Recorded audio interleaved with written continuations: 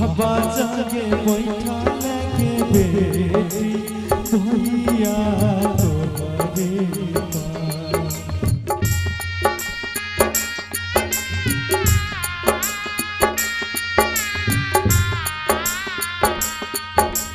बाबा जाके बैठा लेके बेटी भैया तुम्हारे पास चंदा जैसन मुहमा के बेटी काहे कइले छेदा चंदा जैसन मुहमा के बेटी काहे कइले छेदा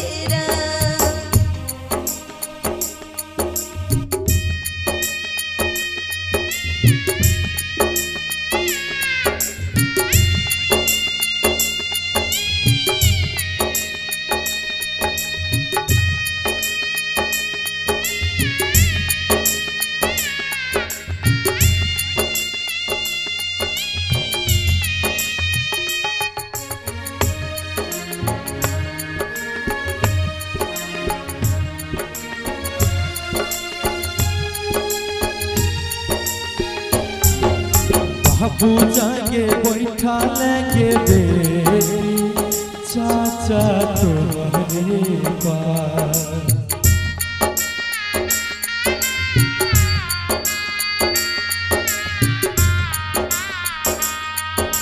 बाबू जाके बैठा लेके बेटी चाचा तुम्हारे पास चंदा जैसन मुहमा के बेटी काहे कइले छेदा चंदा जैसन मुहमा के बेटी काहे कइले छेदा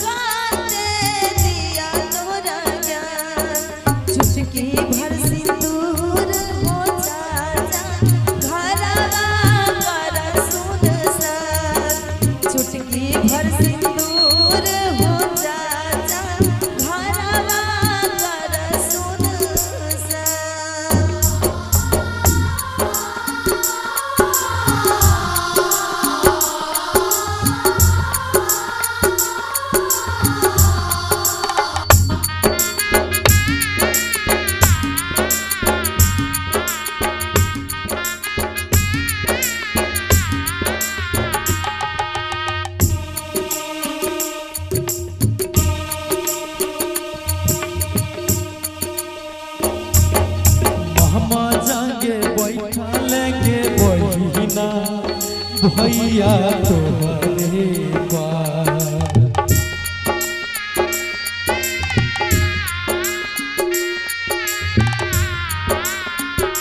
मामा जाके बैठा लेके बहिना भैया तुम्हारे पास चंदा जैसन मुहमा के बहिना काहे कइले छेदा चंदा जैसन मुहमा के बहिना काहे कइले छेदा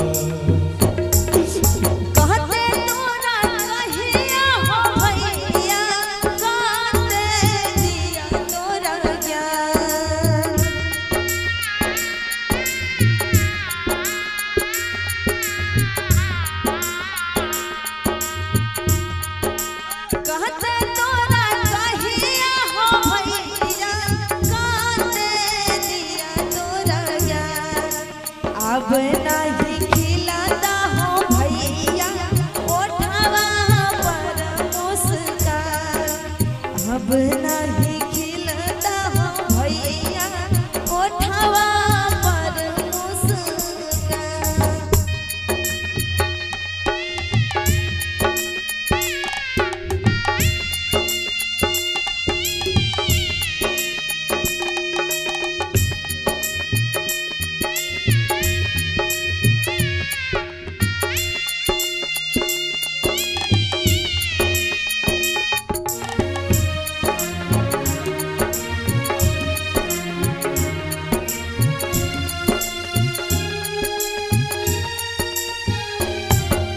बाबू जागे बैठा लेके बेटी चाचा तुम्हारे पास।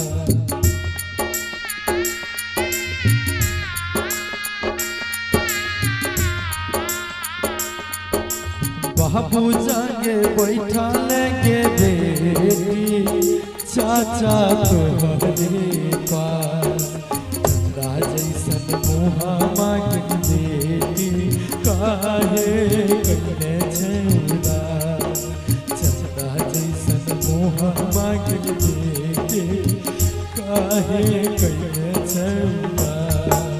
कहते तोरा कहिया हो चाचा कहते दिया तोरा ज्ञान।